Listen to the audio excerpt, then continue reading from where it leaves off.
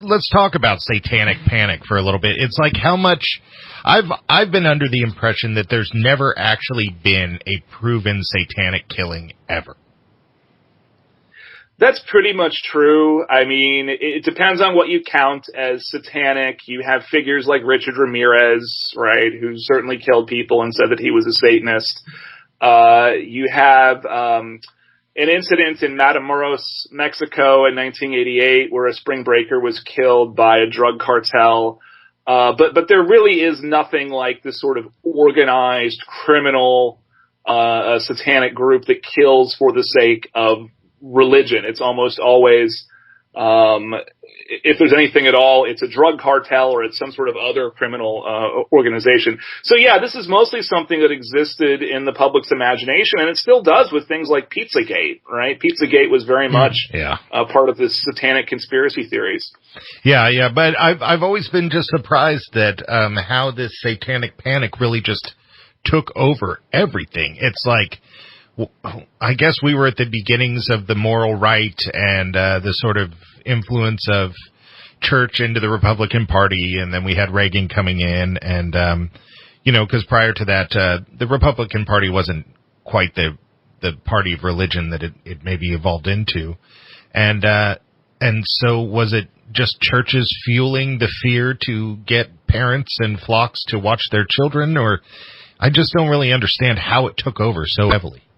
Well, we still don't fully understand it. It needs to be studied more. But a couple of things. So in the 1970s, when people said they were scared of cults, they meant actual religious groups that really existed. They meant the Hare Krishnas and the Unification Church, also called the Moonies, and this kind of Christian sex group called the Children of God. And this is partly because in 1965 immigration laws changed, and suddenly there were a lot more Asians in America, and some of them were missionizing for their religion. And so in the 70s there was real fear of mind control and that cults could brainwash you and things, and that colored the reception of Dungeons and Dragons, especially terms like Dungeon Master, right? Really scared people. By the 80s, it was pretty clear that the Hare Krishnas were not going to take over America. Right? That was no longer a threat. But the fear changed from being afraid of groups that really exist to groups that actually only exist in the imagination. And it's not really clear why this happened exactly when it did. David Bromley is a sociologist, and he thinks that one factor was this was the beginning of economic changes where households were switching from being one income to two income. And what that means is that you need to have other people taking care of your kids, right? You need to have send them to piano lessons and soccer practice, and you have to pay for daycare, and they have to ride the school bus.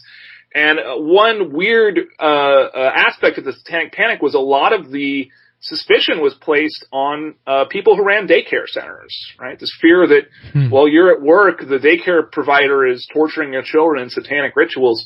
And so what David Bromley kind of hypothesized is that even though there aren't really Satanists controlling your children, it felt like there were, right? These families were really reluctant to turn their kids over to all these other people, but they had to for economic reasons.